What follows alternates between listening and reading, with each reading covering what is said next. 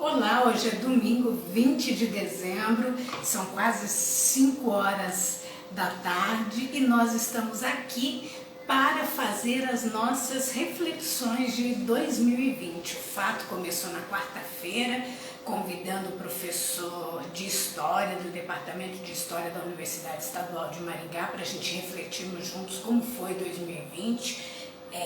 Reginaldo Benedito Dias conversou com José Carlos Leonel. Em seguida também tivemos outra pessoa da UEM, o vice-reitor, doutor em arquitetura e urbanismo, doutor Ricardo Dias Silva. E hoje também falaremos com um doutor, mas que está na cidade de São Paulo.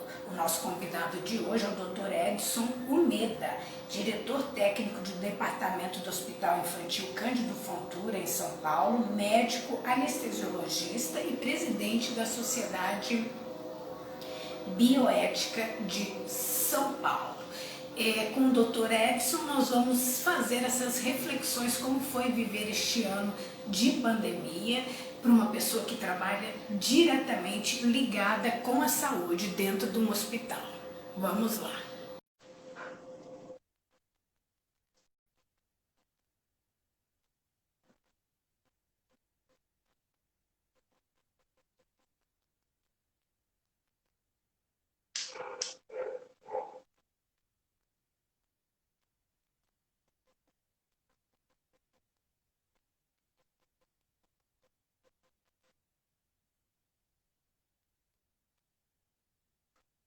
Vamos lá. Opa. Ok.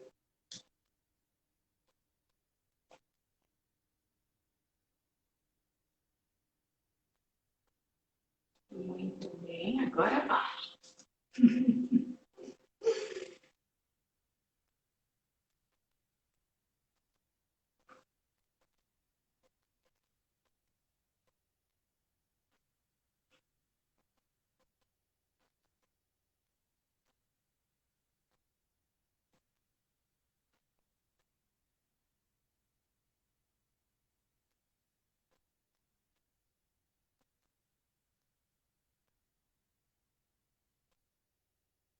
Doutor, a gente tenta um outro horário, um outro dia, não tem problema, viu? Sem problemas, vamos ver.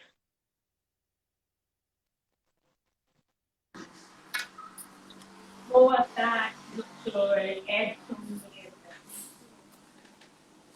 Boa tarde. Que bom conseguir um tempinho poder conversar com o senhor. Como está o clima aí em São Paulo? Chegou a chuva também? Boa tarde. Chegou a chuva, mas aqui hoje está muito calor, viu, Eligiane? Tá um calor um tempo bem abafado, bem calorento, aí de verão, né? Início do verão aí. Hoje é o marco do verão, né, no Brasil. Na Europa, o marco do inverno e no Brasil, o marco do verão. Então, hoje convidei o Dr. Edson Meda, como eu já apresentei aqui, presidente da Sociedade Bioética de São Paulo, para a gente fazer uma reflexão de como foi viver este ano 2020. Um ano anormal, inesperado, apesar de ver do outro lado do mundo a pandemia chegando, números impressionantes de pessoas morrendo, mas a gente achou que não chegaria até nós, mas chegou, a pandemia chegou. Como foi viver esse ano de 2020, doutor Edson? Ligiane, esse ano de 2020 realmente foi, como você disse, foi um ano totalmente fora do padrão, não é? Daquilo tudo que a gente já vivenciou até hoje na modernidade aí, não é? De fato, a gente já teve algumas pandemias aí na questão histórica, mas para a gente sempre um fato totalmente surpreendente, não é? O que essa doença ocasionou nesses tempos modernos, né, da atualidade, século XXI, não é? A gente achando que a ciência já tinha dominado, não é, as doenças, e isso causar uma reflexão para a gente de que quanto mais a gente sabe, mais a gente tem que aprender, né, Ligiane? A gente ainda está aprendendo sobre tudo, inclusive sobre novas doenças, né? Como essa aí que a gente está enfrentando hoje, essa pandemia aí dessa SARS-CoV-2, não é? Ou a doença do Covid-19. É uma doença... Pode continuar falando, eu vou só desligar aqui, doutor. Pois não. Que está vindo uma ventania aqui e Verdade. um temporal de chuva. Puxa vida. Aqui ainda está calor. Mudando. A gente está aguardando também a nossa chuva do final da tarde, né? Mas ainda não chegou. Estava até olhando pela janela aqui. Então, Alexandre, é uma doença que foi assim, totalmente desconhecida por todo mundo, né? E pegou todo mundo de surpresa. E dessa forma, a gente até pode fazer até uma discussão que se caminha no campo humanitário, filosófico e de saúde, das questões assim, até que ponto a gente deve indicar medicações que não são não estavam previstas para a utilização numa doença nova. Até que ponto a gente pode discordar da questão da ciência, se isso é possível, né? Até que ponto a gente tem que fazer um controle sobre a questão social, não é? As questões de utilização de máscara, isolamento, né? As questões aí de utilização de álcool em gel e as demais medidas sanitárias. Aonde a gente vai atingir com essa questão da vacina, né? Essa briga que a gente está vendo hoje aí, de uma questão que está interferindo muito na vida de todos, né? Muito questionado várias situações, né? Se eu não tenho nenhuma medicação para esse tipo de doença, o que o médico pode indicar para as pessoas, né, fazerem a utilização dessa forma? Porque também não veio lá do alto, né, vamos dizer assim, da Força Suprema da Saúde, que seria do Ministério, uma indicação do tratamento ideal. Não existe, né? Está todo mundo tentando descobrir. Eu vejo por Maringá, imagino que São Paulo também, a gente segue também as pesquisas. Mas cada dia mais as universidades se voltam a pesquisar da onde essa doença se pega, como se pega, o que nós podemos fazer para melhorar a qualidade de quem está dentro do hospital, você entendeu? É uma corrida contra o tempo a todo momento, né, doutor? Eu imagino que em São Paulo não seja diferente. Ligiane, aqui em São Paulo a gente tem um agravante muito grande, não é? Que é a concentração de pessoas. A gente sabe que o isolamento social, na verdade, em alguns estratos da população, se tornam muito complicados, não é? Logo de início dessa imposição, dessa norma, né? Posteriormente, hoje, a gente, talvez, não sei se a gente deva chamar de segunda onda ou de um agravamento da primeira onda, não é? Dessa doença, que se caracteriza, ao meu ver,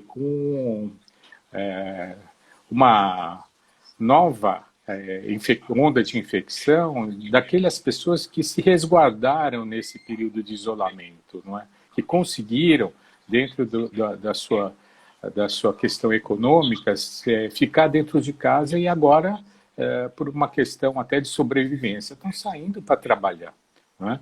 Agora, o mais importante seria o que você disse, eu concordo com você, deveria ter uma linha mestra central que dirigisse todas essas ações de saúde pública, né?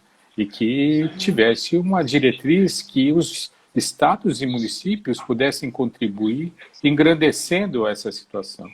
O que, ao meu ver, acontece hoje é que existe uma certa distorção com relação às medidas sanitárias e muita gente já não acredita mais que a utilização de máscaras ou a questão de você poder se isolar na medida do possível seja bom para essa pessoa. Mas o que a gente está vendo é um grande número de pessoas novamente aí infectadas, né? E até para complicar um pouquinho, né, Ligiane, o Reino Unido ele está lançando mão de medidas novamente, talvez de lockdown, por uma mutação desse vírus, né? Então, as pessoas É. podem pegar duas vezes, né? Isso é muito complicado, né? Não tem nada certo de dizer que a pessoa já foi contaminada e que depois ela é imune, não terá mais. Já se mostrou e teve caso no Brasil também de reinfecção. Então, não é nada certo e não sabe a que nível pode vir a segunda vez que a pessoa ficar doente, né? E sobre a vacina, doutor, como o senhor olha, né, como fazendo parte da classe médica, para tudo que as notícias que chegam para nós, né? Nós temos no Brasil, com a Butantan, em São Paulo, com a indústria chinesa, temos Oxford, Londres, tantos nomes, e temos na Rússia, o Paraná está tentando fazer, já fez uma parceria com a Sputnik, que é uma vacina russa, e tantas outras aí. Como que o senhor avalia todas essas informações que chegam a respeito da vacina?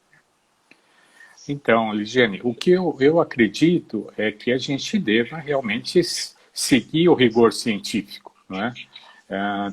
Todas as vacinas, elas estão realizando as suas pesquisas e provavelmente estão terminando a fase 3 da pesquisa, não é? Que seria aquela utilização da vacina em grande número de pessoas, não é?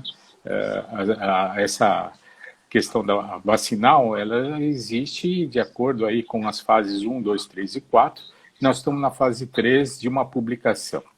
É lógico que a gente tem dúvidas ainda com relação a essa questão da pesquisa, quando a gente se fala da questão científica. Uma das nossas dúvidas, por exemplo, é quanto tempo a imunidade perduraria com a utilização dessas vacinas, não é? A gente tem essa dúvida ainda, porque a gente vai aplicar, mas muitas vezes a gente não tem a questão aí do acompanhamento clínico dessa pesquisa científica que se dará depois de algum tempo. É lógico que a gente tem vários fatores que implicam na utilização dessa vacina. A utilização de insumos, não é? Principalmente com relação à Coronavac do Instituto Butantan, em que eu tenho que dizer que confio muito no Instituto Butantan, por ser um instituto com uma reputação a zelar, não é? Com cientistas e pesquisadores que já trabalham com vacinas e distribuição no Brasil. Esses insumos vindos da China, não é? Também nas outras vacinas, muita gente desconhece isso, não é? Tem uma outra vacina que todo o insumo também é feito na China, não é? Então, na verdade, a gente tem que saber que muito dos insumos, hoje das medicações consumidas no Brasil, elas são produzidas na China e no mundo, né? São produzidas na China, porque hoje é um mundo globalizado, não é? Que a gente fala. E isso a gente tem que confiar na ciência e nos pesquisadores. E eu acredito que os governos, na minha opinião, eles têm por obrigação, não é, fazer um investimento econômico em cima da questão científica, né, para que a gente possa ter essa situação. Eu trabalho com a bioética, como você bem disse, não é? Existe um movimento antivacina muito grande se estendendo. O Brasil ainda é pequeno, não é?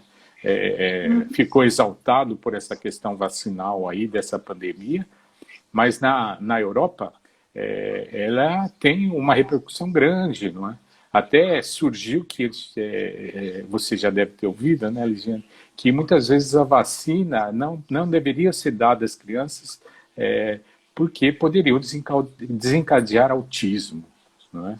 O que foi já desmentido, não é, cientificamente. Então, a gente não pode tomar também um viés relativista com relação às pesquisas, né? A gente pegar e explorar só a parte boa ou só a parte ruim de uma pesquisa. A gente tem que fazer uma análise da sua totalidade, né, dentro do seu absoluto, e, na verdade, torcer para que as vacinas deem certo, todas, né? Que seria para o nosso próprio bem, não é?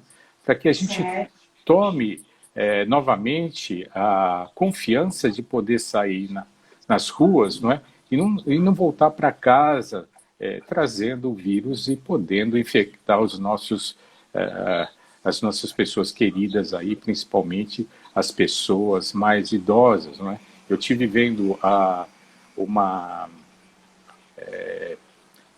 análise de dados do estado de São Paulo, não é? E do Brasil. Aí ainda no Brasil ainda temos, né, na faixa de 60, 70 e 80 anos as pessoas que mais morreram em decorrência dessa pandemia.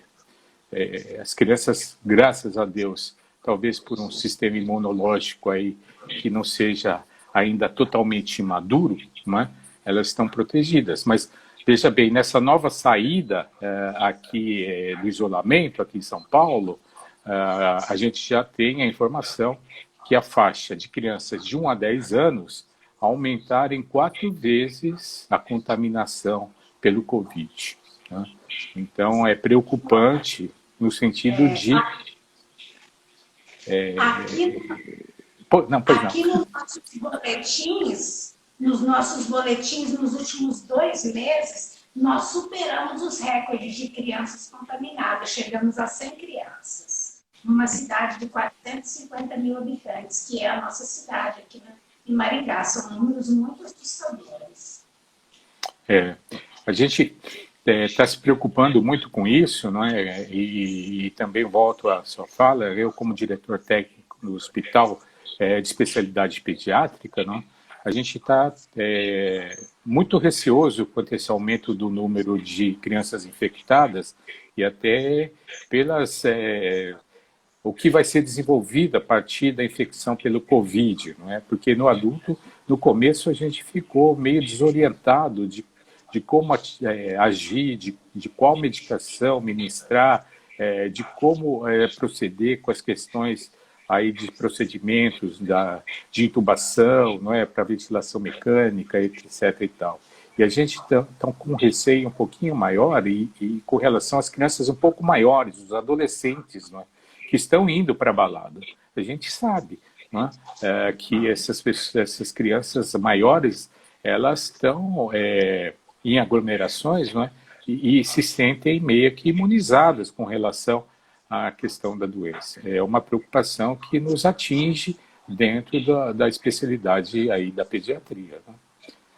E agora, de saber o que pode acontecer também, né? Porque essa doença ela acaba deixando um pouquinho de coisa aqui, um pouquinho de coisa ali, né? Se fala de trombose, que são coisas que ficam não sei como explicar, porque eu não sou científica, mas são resíduos que ficam da doença, né, em muitos casos. Penso que na fase infantil, adolescente, não seja diferente também. É o que você está dizendo, né, Ligiane? É um pouco de um certo receio aí de um chão mais firme em afirmar certas situações que podem acontecer pós-doença, né? A gente aí tem acompanhado algumas reflexões, não é? Na verdade, a gente está recolhendo informações, não é? Durante todo esse tempo também do que está acontecendo com as pessoas que ficaram doentes e que desenvolvem algum tipo de patologia pós-doença, né? Então, por exemplo, só para citar alguma assim, para a gente não ser muito acadêmico aí, mas assim, o que pode ocasionar nas pessoas aí algum distúrbio cardiológico, né? A gente pode ter uma doença do miocárdio pós-infecção de Covid. Olha, tem muita gente estudando sobre essa questão da miocardite, não é? As questões aí do que você disse, de trombose, que mexem com toda essa questão de coagulação sanguínea e tudo mais, também estão sendo extremamente estudadas, não é? Todas isso são informações que são colhidas a partir de prontuários dos atendimentos médicos realizados por todo mundo e dentro das universidades, né, principalmente com os pesquisadores, estão se colhendo dados para se achar um segmento aí de tratamento e de melhor prática, né, com relação a esse tipo de doença aí da pandemia, né, o Covid-19. E o hospital que o senhor trabalha tem um departamento para crianças com Covid ou vocês não estão com esse tratamento dentro do hospital? Então, aqui o governo do estado de São Paulo, ele desenvolveu aqui um projeto, né, vou dizer assim, não, e colocou em prática, na verdade, para todos os hospitais aí do estado, leitos, não é? Destinados às pessoas e também inclui aí a parte pediátrica, que eventualmente se contaminassem com o Covid. Então, a gente tem leitos reservados e leitos de UTI e enfermaria reservados para atendimento do Covid, né, das pessoas infectadas com a Covid. De fato que os nossos leitos, eles estão, graças a Deus, estão sendo pouco utilizados, mas a gente teve criança que ficou internado na UTI e teve uma evolução boa, graças a Deus. Todas as nossas crianças, nenhuma caminhou para a morte. Todas saíram de alta hospitalar. Isso é muito bom, né? Mas, assim, o que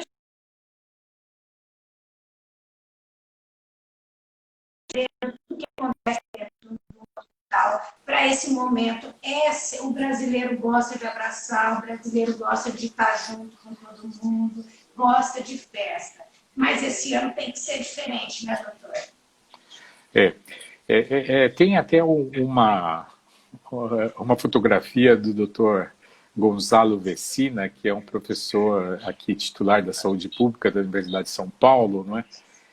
Que a gente possa ficar distanciado aqui no Natal desse ano, né?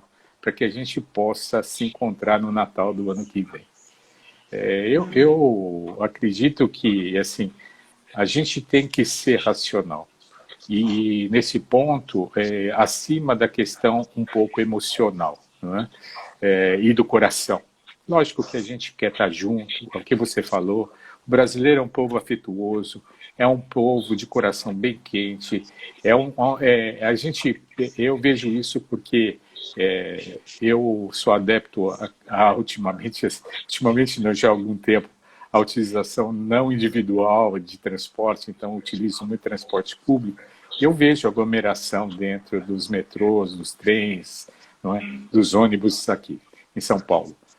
E a gente percebe que as pessoas elas são muito afetuosas, né? Mesmo sem a gente se conhecer, a gente está parado no ponto de ônibus, as pessoas puxam assunto, já falam da sua família, às vezes falam aí das suas condições assim, íntimas, pessoais, assim, talvez até num desabafo aí pela questão aí de como o povo brasileiro né? Tão afetuoso. Mas, no entanto, a gente precisa tomar cuidado, não é? Porque a utilização aí desse certo afastamento, não é? Com relação às pessoas aí que podem se contaminar mais e ter repercussões clínicas mais complicadas, a gente deve preservar essas pessoas, né? Eu, por exemplo, eu estou afastado aí dos meus pais aí desde o início da pandemia, né? Apesar de morarmos em cidades distantes, mas houve ocasiões em que poderia ter ido até eles. Mas assim, a gente só está se falando virtualmente aí, né? Mas aqui em Maringá também não é diferente. Nós estamos bem afastados da família, mesmo estando só a 100 quilômetros, mas por prudência, por questões sanitárias, né? Comorbidade do lado dos nossos familiares, a gente está separado. É difícil, dói bastante, mas a gente tem que ser responsável. Muito, Ligiane. Eu acho que, assim, acredito que vai passar, né? A gente vai sofrer ainda um pouquinho esse ano de 2021, talvez eu não traga assim, notícias tão boas aqui para o nosso final do ano, né, nas suas festas aí de Natal, e a passagem do ano, mas vai passar. A gente vai... eu vou citar de novo o doutor Vecina, Gonzalo Vecina, ele fala assim, bom, vai passar porque a gente vai incorporar essa questão da vacina, a maior parte das pessoas vão ficar imunizadas, e aí, durante um tempo, essa situação vai se acomodando, né? A má notícia é que pode ser que logo, logo a gente tenha uma outra pandemia, a gente não sabe, né? E aí é isso que a gente tem que fazer, na verdade, o aprendizado com essa pandemia, nos cuidarmos daqui para frente de uma forma mais eficiente, né? Essa questão da lavagem de mãos, né? A gente fala muito isso em hospital, né? Para a questão da própria saúde pública, a lavagem de mãos é essencial, a utilização aí, talvez você já vive numa cidade aí que tem muitos orientais aí também, não é? A questão dos japoneses na utilização de máscaras quando a gente está um pouco gripado, tem alguma doença respiratória, para proteger o próximo. Para a gente pensar um pouco no próximo também. É isso que eu acredito, não é? Que a gente não pensar só na própria saúde, mas também na coletividade, que eu acho que isso vai ser o futuro. Não é? E como que o senhor definiria 2020? Eu acho que foi uma. Apesar de tudo, eu não sou uma pessoa muito negativa, não. Eu acho que foi um ano que, apesar de muito sofrimento, de grandes perdas de amigos, não é? Perda de vida aí, de pessoas muito queridas e próximas, eu acho que é um ano de extremo aprendizado e de reflexão. Reflexão, então, até para que eu não entre nesse mérito, mas não posso deixar de citar a questão político-partidária, de pensar em como a gente age, de pensar em como a gente deve agir como cidadão e de como a gente deve se comportar pensando no próximo. Eu acho que a classe política deve pensar dessa forma, e eu não quero polemizar sobre as questões da utilização indevida e orçamentárias no desvio, na compra de material desnecessário. Mas eu falo como equipe de saúde, não só como médico, não é?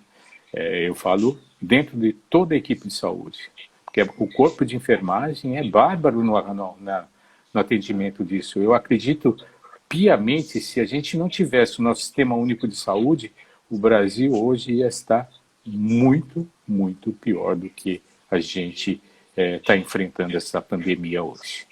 Acho que Olha, nós temos que a todo momento, todo cidadão brasileiro, já que o senhor falou, eu também vou falar, temos que defender o SUS e é um direito de todo cidadão brasileiro, o SUS, a saúde pública no Brasil. Porque o SUS é muita coisa, né? Transplantes de órgãos é SUS. A ambulância do SAMU que a gente utiliza quando a gente, de repente, tem algum problema em casa e precisa ser transportado ao hospital, os acidentes de trânsito, né, que as ambulâncias são utilizadas, anterior à Constituição. HIV é SUS, né? A distribuição de medicamentos, né?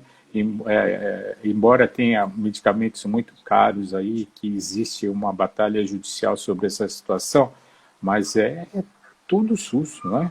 A questão de distribuição de insumos, leite, né? Aqui em São Paulo a gente chegou a ter a questão da judicialização, Ligiane, só para você ter uma ideia, mais de R$ 1 bilhão com relação à questão de judicialização utilizando as verbas da saúde, não é? Desde fraldas descartáveis até os remédios aí que a gente sabe de alto custo, que muitas vezes não estão nem ainda liberados pela Anvisa, né? Que hoje a gente tanto fala sobre a questão da vacina aí. Mas eu fico muito feliz de poder estar conversando com vocês, né? E principalmente com você, minha amiga Ligiane, para poder agradecer em nome da equipe de saúde, a população, não é? Porque eu vejo também as postagens aí que a gente, muitas vezes, quem está na frente aí está meio desgastado, não é? Porque vê todo o seu esforço dentro do sistema hospitalar e as pessoas muitas vezes não levando muito a sério essa questão dessa questão sanitária. Então, às vezes ficam até meio desolados. Mas eu acho que isso é uma questão de aprendizado e a sociedade brasileira vai estar passando para isso, sobre isso, para que tenha essa reflexão, para que a gente possa ficar um pouco num patamar um pouco mais elevado pós-pandemia. E a luta maior da nossa sociedade brasileira é contra a ignorância, doutor. Essa é a nossa luta maior que nós precisamos fazer. E a gente só pode combater ela fazendo conversas como essa, explicando para as pessoas de modo simples e que fácil, que ela possa entender que o que todo mundo está falando, que corpo científico, pesquisadores, organizações mundiais, não é conversa fiada, são coisas constatadas cientificamente e que nós temos que respeitar. É o distanciamento social, é o uso das máscaras e é a higienização das mãos. É um dos primeiros passos para a gente combater essa doença que a gente não sabe como frear, né? Enquanto a gente não tiver efetivamente algum remédio que seja indicado realmente para esse tipo de doença, a gente vai ter de fazer as coisas meio que muitas vezes paliativas, não é? Que é justamente esses bloqueios sanitários e muitas vezes a utilização de uma vacina que tem essa discussão muito controversa, né? É lógico que dentro dessas questões de esclarecimento da mídia, como você traz, é muito importante, não é? Porque a gente sabe também que muitas fake news aparecem, não é? na discussão acalorada sobre quem é aí de um time rival do outro, não é? E, na verdade, a gente não deveria agir dessa forma. A gente deveria dizer o seguinte: bom, se as duas são boas, vamos fazer com que as duas sejam empregadas, não é? Com certeza. A gente, dentro do meio acadêmico, a gente sabe que existe muitas outras coisas aí que poderíamos aqui ficar várias horas conversando, né? Sobre a indústria farmacêutica, não é? E as questões do marketing de hoje, não é, utilizados aí para venda daquilo que a gente não precisa, não é? Então, são coisas que interferem no dia a dia da gente, no aspecto social, não é? E não podem interferir na questão da nossa saúde, eu acho, né? Eu acho que isso é o mais prioritário, né?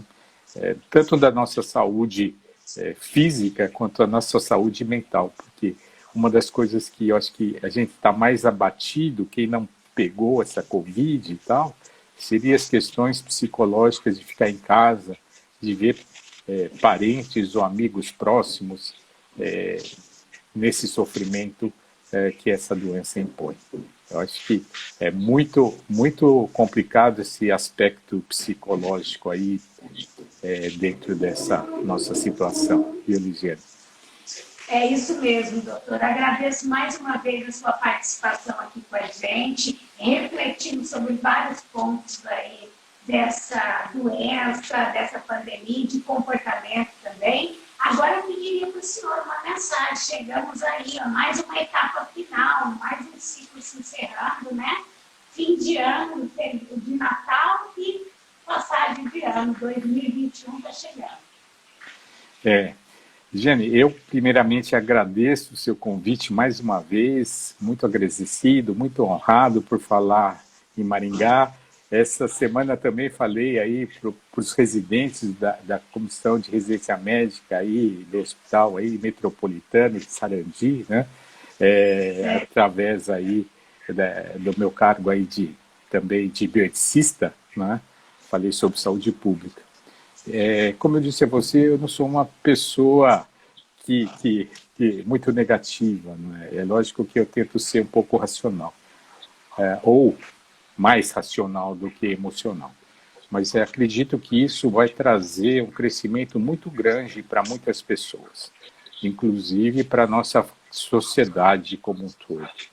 2020, eu acredito que não foi um ano perdido, foi um ano de muito aprendizado, muita reflexão, um ano para a gente poder levar esse legado para frente. E eu creio que 2021 a gente vai entrar com esse aprendizado e a gente vai aprender a valorizar certas situações em que a gente deixava relegado. Então, assim, só uma questão muito simples seria aquilo que a gente falava, e é muito discutido hoje também nas redes sociais, é o seguinte, né? Poxa, eu não tenho tempo para nada. Veio a pandemia, fiquei em casa e eu não tinha o que fazer, né? E agora tento pensar aí nessa reflexão do que a gente elege como prioridade e o que a gente quer para a gente como pessoa dentro da nossa questão da dignidade humana, dentro da nossa vivência do dia a dia.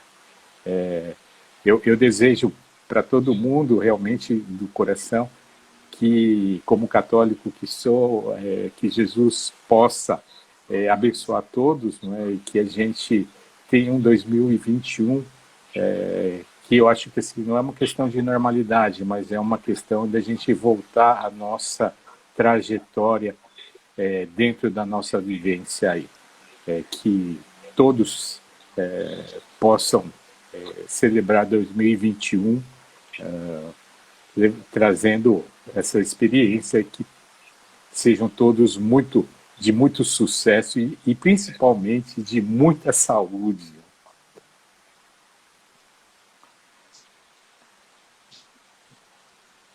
Só um minutinho. Pois Ficou até muita saúde. O senhor falou mais alguma coisa não, depois? não. Não, eu estou até vendo aqui porque você falou da chuva e aqui começou agora um temporal aqui em São Paulo. Então tá chegando a chuva de Maringá em São Paulo. Verdade, mas é bom Doutor para dar uma abaixada aí no calor.